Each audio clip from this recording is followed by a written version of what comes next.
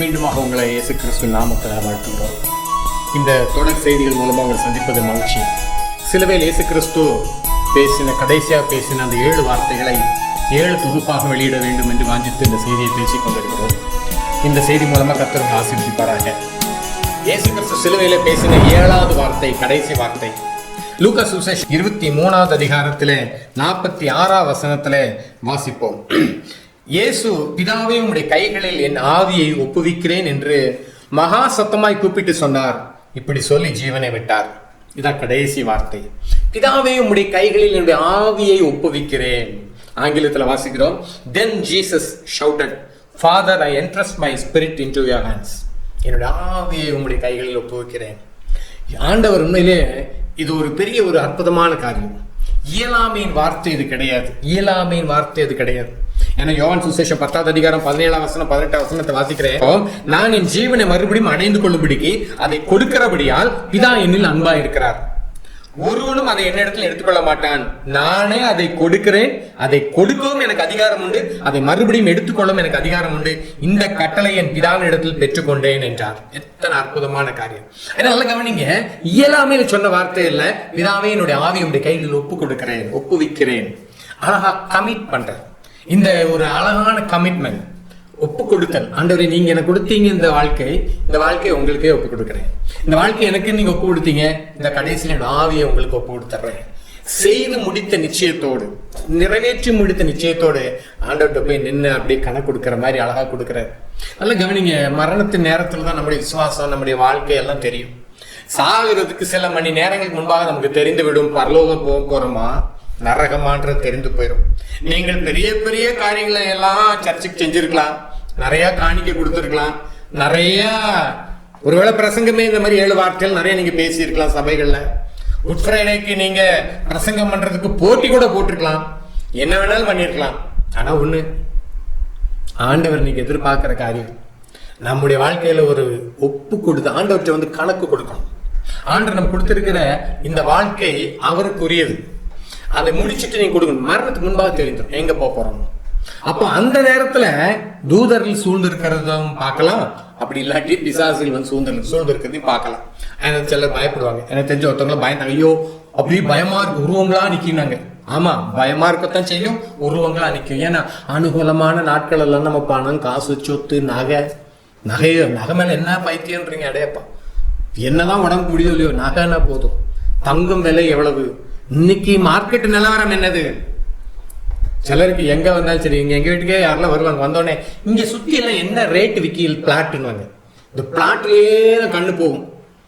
கடைசியில இந்த பிளாட் எல்லாம் கிடைச்சிரும், மேல அங்க பிளாட் கிடைக்காது. என்ன உங்க நோக்கம் பூரா ஆண்டவரை மாறட்டும். ஆனா நமக்கு இன்னைக்கு இப்படியே தான் நம்ம மைண்ட் இருக்குது. ஆண்டவன் கொடுத்திருக்கிற வாழ்க்கை எதற்காக, யாருக்காக? இப்போ மரண நேரத்துல ஓலமிட்டு பிரயோஜனம் இல்லை. ஆனா அதே சமயம் நல்ல ஆண்டவருக்குள்ளாக பயபக்தியா வாழ்ந்தவங்க பாத்தீங்கன்னா ஏதோ வெளியூருக்கு போற மாதிரி சந்தோஷமா சொல்லிட்டு போவாங்க.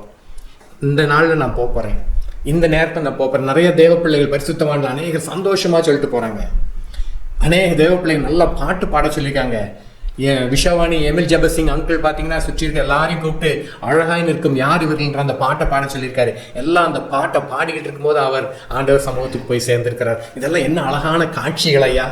இந்த காட்சிகளெல்லாம் நம்ம மறந்து இன்னைக்கு உலகம் ஓடிட்டு அதுல சாவு வீட்லயும் திருப்பியும் சொல்றேன் சாவு வீட்லயும் போய் தான். ஒருத்தர் மனைவியை விட்டுட்டு 2ஆம் கல்யாணம் இல்லீகலா பண்ணிக்கிட்டாரு. போய் அந்த அடக்க ஆறாலும் இந்த பாஸ்டர்மார் போய் இவர் கர்த்தருக்காக செய்தார், ஓடினாராம். கர்த்தருக்காக ஓடினார். ஏன் என்னையா சாவு வீட்லயா உண்மை பேசுங்க.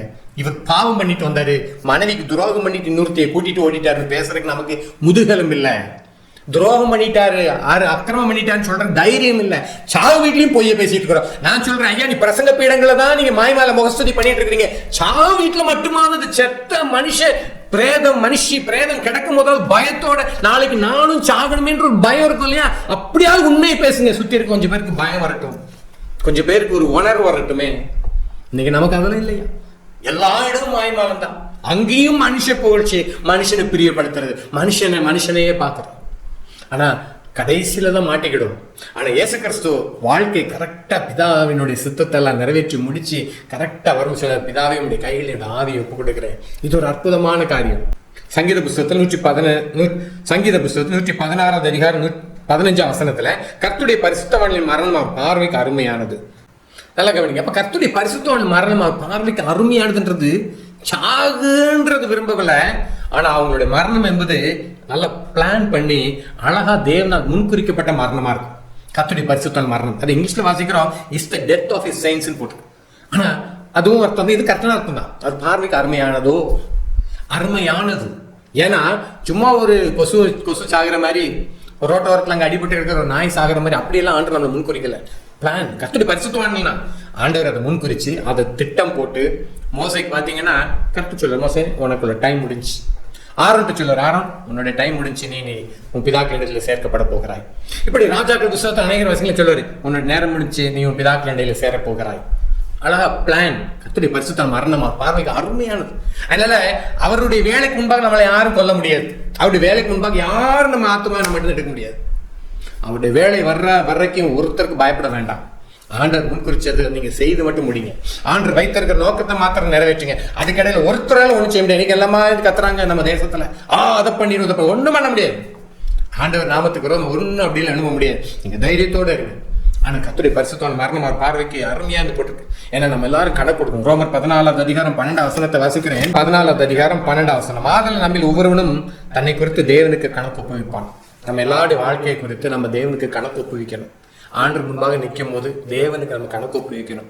இந்த கணக்கு ஒப்புவிக்க வேண்டும்ன்றதை மறந்துறாங்க. ஏன்னா 2 கொரிந்தியர் 5 அதிகாரத்தை திருப்பிக் கொள்ளுமானால் 2 கொரிந்தியர் 5 அதிகாரம் 10 ஏனெனில் சரீரத்தில் அவனவன் செய்த நன்மைக்காவது தீமைக்காவது தக்க பலனை அடையும்படிக்கு நாம் எல்லாரும் கிறிஸ்துவின் நியாயாசனத்துக்கு முன்பாக வெளிப்பட வேண்டும். சரீரத்தை நம்ம செய்த நன்மையா தீமையா இதுக்கு தக்க பலனை அடையும்படிக்கு கிறிஸ்துவின் நியாயாசனத்துக்கு முன்பாக வெளிப்பட வேண்டும். அதனால அது தொடர்ச்சியா 11 என்ன எழுதிருக்குன்னா, ஆகையால் கர்த்தருக்கு பயப்படத்தக்கதென்று அறிந்து மனுஷருக்கு புத்தி சொல்லுகிறோம். கர்த்தருக்கு பயந்துருங்க. ஏன்னா தேவனுக்கு முன்பாக வெளியரங்கமா இருக்கிறோம், உங்கள் மனசாட்சிக்கு வெளியரங்கமா இருக்கிறோம் என்று நம்புகிறேன். ஏன்னா நம்ம நியாயத்திற்கு நாள் அவருக்கு முன்பாக கணக்கு ஒப்புவிக்க வேண்டும். 1 பேதுரு 4 அதிகாரம் 5 வசனத்துல உயிரோடு இருக்கிறவர்களுக்கும் மரித்தோர்களுக்கும் நியாயத்தீர்ப்பு கொடுக்க ஆயத்தமா இருக்கிறவர்களுக்கு அவர்கள் கணக்கு ஒப்புவிப்பார்கள். துன்மார்க்கர் கணக்கு ஒப்புவிக்கணும், நீதிமான்களும் சேர்ந்து ஆண்டுக்கு போய் கணக்கு ஒப்புவிக்கணும். அவங்க வாழ்க்கைக்கான கணக்கு, அவங்க கொடுத்த தாளந்துகளுக்கான கணக்கு, ஆண்டு கொடுத்த அந்த வாய்ப்புகள், தாளந்துகள், வரங்கள், எல்லாத்துக்கும் கணக்கு கொடுக்கணும். எல்லாத்துக்கும் ஒன்னொன்னுக்கு ஆண்டுகிட்ட கணக்கு கொடுத்தே ஆக வேண்டும். அந்த கணக்கு கொடுக்கிற காரியத்தில் நாம ஆண்டு கொஞ்சம் கராரா இருப்பார். அந்த காரியத்தில் ஆண்டவர் நம்முடைய வாழ்க்கையின் கணக்கை கேட்பார். அந்த வாழ்க்கையின் கணக்கை நீங்க சரியா செய்து முடித்திருந்தா மட்டும்தான் இதோ என்னுடைய ஆவியை உடைய கையில் ஒப்புவிக்கிறேன் ஆண்டவரேன்னு முடிக்க முடியும். நீங்க உங்களுக்காக, சுயத்துக்காக, மாம்சத்துக்காக, குடும்பத்துக்காக, உறவினர்களுக்காக, சொந்தம் பந்தம் ஓடி முடிச்சுட்டு ஆண்டு பின்தான் ஆண்டவரே என் ஆவியை ஒப்புவிக்கிறேன்னு கொடுக்கறதுக்கு தைரியம் இருக்குமா? தைரியம் வருமா? யோசிச்சு பாருங்க. நீங்க வாழ்க்கையின் நோக்கம் பூரா பணம் ஓடி முடிச்சுட்டு பலோன் கடைசியில் பேசுறது உங்களுக்கு நாக்கு எந்திரிக்குமா? நாக்கு வேலை செய்யுமா? யோசிச்சு பாருங்க. மெல்ல வருத்தம். இதுல ஊழியக்காரங்கன்னு சொல்றாங்க கொஞ்சம் பேர், அவங்களுக்கு கோடியா சேர்த்தாச்சு, ஆனாலும் அவனுக்கு பத்த மாட்டேங்குது. இன்னும் பணம் தான், இன்னும் ஆண்டவருக்கு கொடு, எனக்கு கொண்டா. ஃபிளைட்டு அதுதெல்லாம் வாங்கிட்டாங்க, ஆனாலும் பத்த மாட்டேங்குது. நான்கிட்ட கணக்கு கொடுக்கணும் ஐயா. இப்ப நம்ம இவங்க கணக்கு வாங்கி ஃபிளைட் வாங்கினாங்களா, காரை வாங்கலாம், என்னமோ. ஆனா நம்ம சொல்றோம் என்னன்னா, இவங்க உபதேசத்தை கேட்டு மக்கள் அநேகர் ஆண்டவருடைய கிருபையை இழந்து போயிடக்கூடாது, மக்கள் அநேகர் நரகத்துக்கு போயிடக்கூடாது. அதனால நம்ம கத்த வேண்டியிருக்கு. ஆனா இங்க போட்டிருக்குது, ஆண்டவர் என்ன சொல்றாருன்னா, ஆண்டவர் நம்மகிட்ட கணக்கு கேட்கிறார், சரித்து செய்த நன்மைக்கா தீமைக்கா தக்க பலனை அடையணும். அப்ப நம்ம இந்த சரீரத்தில் என்ன செஞ்சுட்டு இருக்கிறோம்? இந்த சரீரம், இந்த வாழ்க்கை நம்ம கொடுக்கப்பட்டிருக்கு, சுவாசம் கொடுக்கப்பட்டிருக்கு. இந்த சுவாசத்தை எதற்காக பயன்படுத்துறோம்? இயேசு கிறிஸ்துக்கு கொடுக்கப்பட்ட அந்த சுவாசம், பிதா இதோ தேவனையும் சித்தத்தை செய்யும்படி இதோ வருகிறேன்னு சொல்லி வந்தவர் அப்படியே செய்து முடித்தவராக பிதா கையில போய் சொல்றாரு, என்னுடைய ஆவியை உடைய கைகளில் ஒப்பு கொடுக்கிறேன் என்று சொல்லி மகா சத்தமா சொல்றாரு, ரகசியமா சொல்லல. ஏன்னா எல்லாருக்கும் தெரிஞ்சுக்கிட்ட ஒரு மாடல். மகா சத்தம் விட்டார்னு போட்டிருக்கனால என்ன அர்த்தம்னா, எல்லாரும் தெரிஞ்சுக்கோங்க, இதுதான் உங்களுக்கும் மாடல், எல்லாரும் அறிந்து கொள்ள வேண்டும். ஏன்னா தேவாலயத்திலிருந்து சத்தமிட்டு பிரசங்கம் பண்ணுவார், ஒருவன் தாகமா இருந்தாலும் சொல்லி அந்த வசனத்தை. அதே மாதிரி இங்கேயும் நல்லா கவனிச்சிங்கன்னா சத்தமிட்டு கூப்பிட்டு ஆவியை விடுகிறார். அப்போ இப்படி ஒரு அப்படி ஒரு ஒப்பு கொடுத்தலோட வாழ்ந்ததான் நீங்க இது செய்ய முடியும். நம்ம இல்லைன்னா கடைசி நேரத்தில் அழுது புலம்புவாங்க. நிறைய நேரத்துல நிறைய பேர் மரண நேரத்துல அழுகிறத பார்க்கலாம். ஐயோ பயமா இருக்குது, ஐயோன்னு. அப்புறம் கொஞ்சம் பேர் எதுவுமே பேசவே மாட்டாங்க, வாயவே திறக்க மாட்டாங்க, ஒட்டி வச்சுக்கிடுவாங்க, கண்ணில் கண்ணீர் மட்டும் வரும். பிரயோஜனம் இல்லையா? பிரயோஜனம் இல்லை. அனுகூலமான நாட்கள். இந்த அனுகூலமான நாட்கள் என்ன செய்யறோம்? ஆண்டருக்காக என்ன செய்யறோம்? ஏன்னா 2 கொரிந்தியர் 5வது அதிகாரத்துல, அதே 2 கொரிந்தியர் 5வது அதிகாரத்துல 8ஆம் வசனத்துல வாசிக்கிறோம், நாம் தைரியமாகவே இருந்து இந்த தேகத்தை விட்டு குடி போகும் கர்த்தரிடத்தில் குடியிருக்க அதிகமாக விரும்புகிறோம். அது நிமித்தம் தைரியமாகவே இருந்து இந்த தேகத்தை விட்டு குடி போகவும் கர்த்தரிடத்தில் குடியிருக்கவும் அதிகமா விரும்புகிறோம். இதான் நம்முடைய நோக்கமா இருக்கணும். நீங்க நிறைய பேர்ட்ட பரலோகம் அப்படின்னாலே கலங்கிடுறாங்க. மரணம், சாவு அப்படின்னா ஐயோ இதெல்லாம் பேசாதீங்கன்றாங்க. சபைகள் இன்னைக்கு அதெல்லாம் பேசுறதுல மனம் திரும்புதல், மரணம், சிலுவை, உயிர்த்தெழுதல், வருகை இதெல்லாம் பேசக்கூடாது. இங்க என்ன கிடைக்கும்? இங்க ஆண்டவர் எதுக்காக உனக்கு அதை கொடுப்பாரு, இதான் BMW காரை கொடுக்குறாரு, உனக்கு அதை கொடுப்பாரு, இதை கொடுப்பாரு. இப்படியே மக்கள் என்ன செய்யறது? ஆசையை தூண்டி விட்டு அவன்கிட்ட உறிஞ்சி எடுக்கிறது. ஆண்டவர் இதெல்லாம் எதிர்பார்க்கல. இப்படிப்பட்ட கள்ள வேலையாட்டிலிருந்து தப்பிச்சுக்கோங்க, தயவு செஞ்சு சொல்றேன். ஆண்டவர் இதுதான் எதிர்பார்க்கிறார் உங்ககிட்ட. நீங்க உண்மையிலேயே ஆண்டவருக்காக வாழ வேண்டும், உண்மையிலே. ஏன்னா நாம் சரீரத்துல இருந்தாலும் நாங்க தேகத்துக்கு குடி போகும் கத்திரத்துக்கு குடியிரும் அதிகமா விரும்புகிறோன்ட்டு, அது நிமித்தம் சரீரத்தில் குடியிருந்தாலும் குடியிராமல் போனாலும் அவருக்கு பிரியமானவர்களா இருக்க நாடுவோம். நாங்க இருந்தாலும் சரி இல்லைனாலும் சரி, இருக்கிற வரைக்கும் ஆண்டவருக்கு பிரியமா வாழ்ந்தது ஒண்ணுதான் எங்க நோக்கம். இன்னைக்கு கிறிஸ்தவங்க அப்படின்னு சொல்லி நீங்க உண்மையிலேயே ரட்சிக்கப்பட்டவங்க, உங்க நோக்கம் ஃபுல்லா ஏதோ தரணும். ஆண்டவருக்கு பிரியமா வாழணும். ஆண்டவருக்கு பிரியமா வாழ்ற என்ன செய்யணும்? அதற்கு நான் என்ன செய்யணும்? ஆண்டவருடைய வசனத்துல வளரணும். நல்ல ஆவிக்குரிய தேவ பிள்ளைகளோட எனக்கு ஐக்கியம் வேணும். பரிசுத்தவன் ஐக்கியம் பைபிள் சொல்லுது இல்லையா? அதை நீங்க தேடி கண்டுபிடிக்கணும். பரிசுத்தவன் ஐக்கியத்தை நீங்க தான் நாடணும். சுத்த இருதயத்தோட கர்த்தரை தொழுது கொள்கிறவர்கள். அடுத்து தேவ பிள்ளையோடு இணைந்து தேவராஜ்யத்தை கட்டுறதுக்கு என்ன ஆண்டவர் எனக்கு என்ன பங்கு வச்சிருக்கிறாரு? ஆண்டவர் எனக்கு என்ன அதுல திட்டம் வச்சிருக்கிறாரு? என்னுடைய அழைப்பும் தெரிந்து கொள்ளுதல் என்னது? இதெல்லாம் நீங்க நிறைவேற்றி முடித்து ஆண்டவர் நாமத்துக்காக வாழ்ற வாழ்க்கையை வாழ்ந்துட்டு இருக்கும் போதுதான் நீங்க கடைசியில ஒரு அழகான ஒரு ஒப்பு கொடுத்தல் வர முடியும். நமக்கு ஒரு பாக்கியம் இருக்கு. ஒன்றில் நம்ம மரணத்தை காணாமல் மறுரூபமாக்கப்பட்டு தேவனுடைய வருகையில மத்திய ஆகத்தில் எடுத்துக்கொள்ளப்படுகிற அனுபவம் வர்றதுக்கு வாய்ப்புள்ள காலம்தான். நம்ம இப்ப பாக்குற நம்ம எல்லாருக்கும் அது இப்படி வாய்ப்பு இருக்குது. அந்த வாய்ப்பு இருக்குன்றனால நம்ம இருமாப்பாவும் இருக்கக்கூடாது. ஏன்னா அடுத்து இல்லையா மரணம் முந்திக்கிடலாம். இந்த வருகைக்கு முன்பாக நம்முடைய மரணம் இருக்கு, ஏதோ ஒண்ணு. ஆனா சரீரத்தை குடியிருந்தாலும் குடியிராமல் போனாலும் சரி, இந்த பூமியில நாம வாழ்ற வரைக்கும் அவருக்கு பிரியமா இருக்கும். அதனால தான் உங்களுக்கு பிரியமானது செய்ய எனக்கு போதித்தரும் சங்கீதக்காரன் ஜெபிக்கிறார். கர்த்தருக்கு பிரியமானது என்னென்று சோதித்து பாருங்கன்னு எபேசியர்ல வாசிக்கிறோம். இன்னைக்கு நமக்கு அந்த மைண்ட் இருக்கா? இதெல்லாம் நீங்க செய்து முடித்தாதான், இப்படியெல்லாம் வாழ்க்கை வாழ்ந்ததான் கடைசியில் உங்க மரண நேரத்தில் சொல்ல முடியும், பிதாவே உங்களுடைய கைகளின் ஆவியை ஒப்புவிக்கிறேன், உன்னுடைய கைகளின் ஆவியை ஒப்புவிக்கிறேன். இல்ல வருகை நேரத்தில் சொல்ல முடியும், இயேசு கிறிஸ்து முகமுக பார்த்து ஆண்டவரே என்னை உங்களுக்கு தருகிறேன்னு சொல்ல முடியும். இந்த அழகான காட்சிகளையா இது இன்னைக்கு வாழ்ற இந்த ஒரு இருமாப்பான கிறிஸ்தவ வாழ்க்கையை, சோம்பேறித்தனமான கிறிஸ்தவ வாழ்க்கையை வாழ்ந்துட்டு எப்படி ஆண்டவர் சந்திக்க போறோன்னு தெரியல. மற்றவங்க எல்லாம் என்னென்னமோ வைராக்கியமா இருக்கிறாங்க. ஆனா பைபிளை தூக்குனவங்க பாத்தீங்கன்னா முழு சோம்பேறிகளா தான் பார்க்க முடியும். அவங்க இன்னைக்கு ஆண்டவர் காரியத்திலையும் சோம்பேறித்தனம், ஆண்டவர் ஊழியம் செய்யறதுலையும் சோம்பேறித்தனம், ஆண்டோட இன்னும் வசனம் கேட்கறதுக்கு சோம்பேறித்தனம். சிலரெல்லாம் சொன்னாங்க 1 மணி நேரத்துக்கு மேலே என்னால சர்ச்செல்லாம் உட்கார முடியாது.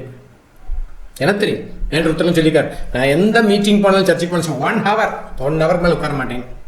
அப்புறம் ஒரு நாள் அவர் சொல்றாரு, ஸ்கேன் எடுக்க போனா 1 நாள் ஃபுல்லா ஆயிருதாங்க அப்படின்னாரு. அப்புறம் டாக்டர் சந்திக்க போன டாக்டர் அப்பாயின்மெண்ட் வாங்கி அவரை பார்க்கறதுக்கு அதுக்கு 1 நாள் ஃபுல்லா ஆயிரும். ஸ்கேன் சென்டர்ல 1 நாள் கிட்டத்தட்ட 8 மணி நேரம் 9 மணி நேரம் உட்கார முடியுது. டாக்டர் பார்க்கறதுக்கு அப்பாயின்மெண்ட் வாங்கிட்டு 6 மணி 7 நேரம் உட்கார முடியுது. தேவ சமூகத்துல 1 மணி நேரம் தான் உட்கார முடியுதுன்னு எப்படி சொல்றீங்க? 1 மணி நேரத்துல என்னால உட்கார முடியாது. நான் நிறைய சபையில் பிரசங்கத்துக்கு போக பார்ப்பேன். அந்த டைம் கடந்துச்சுன்னா போதும், பிரசங்க நேரம் முடிஞ்சாலும் அங்க அப்படி வாட்சை காட்டி கொடுப்பாங்க. அதாவது டைம் முடியுது, டைம் முடிய போகுது. ஆண்டவருக்கே நம்ம வாட்ச் காட்டுற ஆட்களா இருக்கிறோம். ஆனா நல்லா கவனிங்க, கடைசியில பார்த்தா அந்த நித்திய நரகத்துக்கு போனதுக்கு அப்புறம் அங்க டைமே இருக்கு, வாட்சுக்கு வேலையே இல்லை. நித்திய காலமா வேதனையும் துன்பமும் வருத்தமும் பற்கடிப்பும் அக்கினியும் தாகமும் தான் அங்க இருக்க போகுது. இந்த தாகத்துல இந்த அக்கினியில இந்த வருத்தத்துல நீங்க போயிடக்கூடாதுன்னு ஆண்டவர் இவ்வளவு விலைக்கரித்து சிலுவையில செய்து முடித்திருக்கிறார். இப்ப ஏற்பட்ட விலைக்கரித்து செய்து முடித்து ஆண்டவர் நம்ம சொல்றாரு, சிலுவை எடுத்துட்டு என்ன பின்பற்றுவா. அங்கேயே நம்ம சிலுவையில் இயேசுதான் அடிச்சு வச்சிருக்கிற மாதிரி காட்டி கொடுக்குறாங்க. அதையும் ஆண்டு சொல்லலை, நம்ம சிலுவை எடுத்து அவரை பின்பற்றுறதுக்கு ஆண்டு சொல்றாரு. அப்படிப்பட்ட ஒரு கிறிஸ்தவ வாழ்க்கை தேவன் எதிர்பார்த்த பவுல் அப்போஸ்தலன் எழுதுறாரு கொரிந்தியர்ல, நாங்களோ சிலுவையில் அறையப்பட்ட கிறிஸ்துவை பிரசங்கிக்கிறோம் சொல்லி. அந்த சிலுவையில் அறையப்பட்ட இயேசு கிறிஸ்துவை பிரசங்கிக்கிற நாம், அந்த பிரசங்கத்தை கேட்ட நாம் இப்ப அதைத்தான் நாம் அறிவிக்கவும் கடமைப்பட்டிருக்கிறோம். அப்படி ஒரு வாழ்க்கையை ஆண்டவருக்கு மகிமையா வாழ்வோம். ஆனால் ஆண்டவர்கிட்ட கடைசி சொல்ல, ஆண்டவரே உங்களுடைய கைகளில் என்னுடைய ஆவியை ஒப்புவிக்கிறேன், ஏன்னா இயேசு பிதாவே உங்களுடைய கைகளில் என் ஆவியை ஒப்புவிக்கிறேன் என்று மகா சத்தமாய் கூப்பிட்டு சொன்னார். இப்படி சொல்லி ஜீவனை விட்டார். அப்படியே பிதாவின் கைகளை கொடுக்கிறேன். ஏன்னா அது அவர் மனப்பூர்வமா கொடுத்தது. அவர் மனப்பூர்வமா ஜீவனை கொடுக்கறதுக்காக வந்தார், ஜீவனை கொடுத்தார். இன்னைக்கு அதே மாதிரி 2வது காரியத்தை சொல்லிட்டு போயிருக்காரு, திரும்பி வருவேன் இருக்கிறார். நான் திரும்பவும் வருவேன். அவர் தம்முடைய ஜனங்களை சேர்த்து கொள்ளும்படி திருப்பி வரப்போகிறாரு. ஆயத்தமாக இருக்கிறீங்களா? இல்லை மரணம் முன்பாக வருமானால் ஆண்டவரே உங்கள் கைகளில் ஆவியை ஒப்பு கொடுக்குறேன்னு சொல்லி அது ஒரு அருமையான மரண நிகழ்ச்சியாக இருக்குமா? மரணத்துக்கு நீங்கள் ஆயத்தம் ஆயிட்டீங்களான்னு கொஞ்சம் யோசிங்க. மரணம் என்பது தான் நம்ம சிந்திக்க வேண்டிய முக்கிய விஷயமே. அதை பேசுகிற தயக்கம் காட்ட வேண்டாம். நிச்சயம் கர்த்தர் உங்களை ஆசீர்வதிப்பாராக.